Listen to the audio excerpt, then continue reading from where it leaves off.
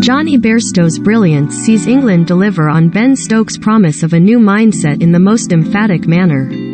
Jonny Bairstow evokes memories of Kevin Pietersen at the Oval in the 2005 Ashes as his sensational 77-ball 100 inspires emphatic England run chase at Trent Bridge to truly welcome in Ben Stokes and Brendan McCullum's new era with a bang. England promised they'd go for it, that no target would be great enough to curb their newfound attacking mindset.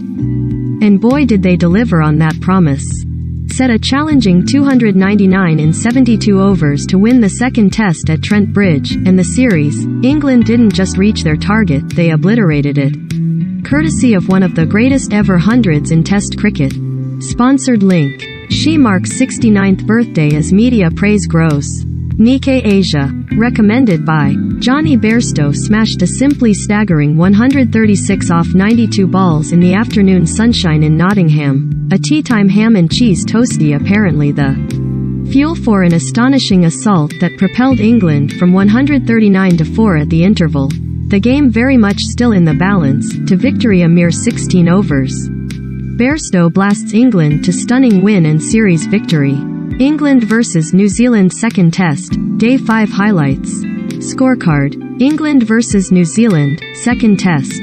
Bairstow hit 7 sixes, all of them coming in the evening session, along with 10 of his 14 boundaries, as he threatened to break Gilbert Jessop's 120-year record for the fastest ever test century for England. Had ultimately reached his 9th test century, one ball shy of that mark, doing so in just the 77 deliveries.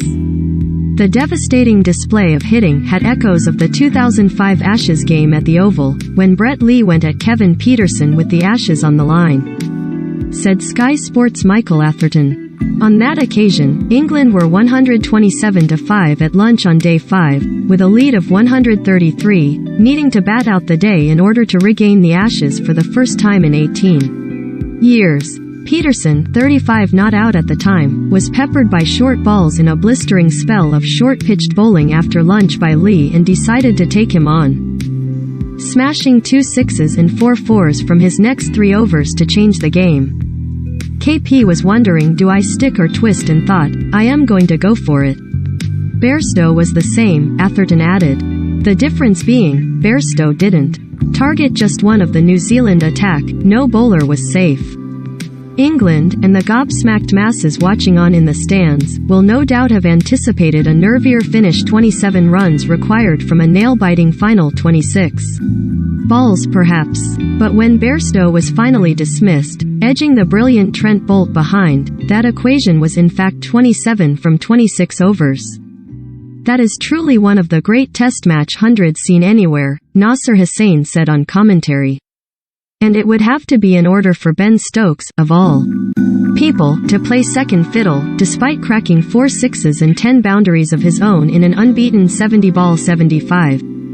Fittingly, the captain was there to hit the winning runs, cut away for 4 a la Headingley 2019, to rubber stamp the arrival of his new era. From 1 win in 17 test matches, England now have 2-2 matches, against the reigning world test champions no less. What a difference a year makes. When England played New Zealand at Lord's last summer, a timid, cautious approach took over when presented with a similar set 273 from 75 overs to win on the final day. England showed no appetite whatsoever for the run chase, with Dom Sibley's defiant dead batting of 207 deliveries a far cry from the entertainment served up at Trent Bridge. Then skipper Joe Root and then coach Chris Silverwood perhaps felt aside, routinely shredded in India at the back end of the previous winter, and shorn of an out-of-favor Bairstow and Stokes to injury, had no chance of pulling off such a spectacular victory as Tuesday's. Perhaps they wanted to instill a steely resilience in the side, for them to learn how to not lose. And if that was indeed the motivation, it is certainly not at the forefront of Stokes and new head coach Brendan McCullum's agenda, not only evident by events on the field during their first 2 games in charge, but by those off it. Learn to draw games? No, that's not what I am going to be doing, Stokes told Sky Sports' Ian Ward when asked if England's newest pairing could learn from the example of former captain and coach combo Hussain and Duncan Fletcher, whose first objective was to make the side hard to beat.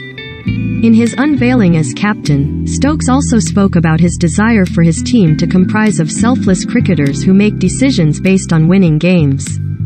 McCullum, meanwhile, said he wanted to eliminate what he viewed as an English fear of failure when he was presented to the media for the first time. McCullum added that Test cricket was in big trouble if England were not competitive and watchable.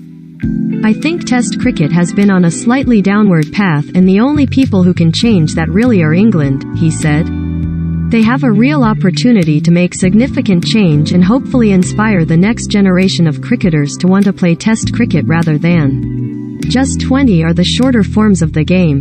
This England side seized that opportunity in the most emphatic manner possible on Tuesday afternoon at Trent Bridge, with the sensational action witnessed by a capacity crowd that had been offered entry for free. What Stokes' men delivered for them was truly priceless. "Having talked the talk, Ben Stokes has definitely walked the walk in the middle," Hussain said after England's series-clinching victory. "And what next for this new era? We're going to come even harder. That's our mentality at the moment," said Stokes. "Bring on the third test at Headingley. Watch England take on New Zealand in the third test, from Headingley, live on Sky Sports Cricket and Sky Sports Main Event from 10 a.m. on Thursday, June 23rd.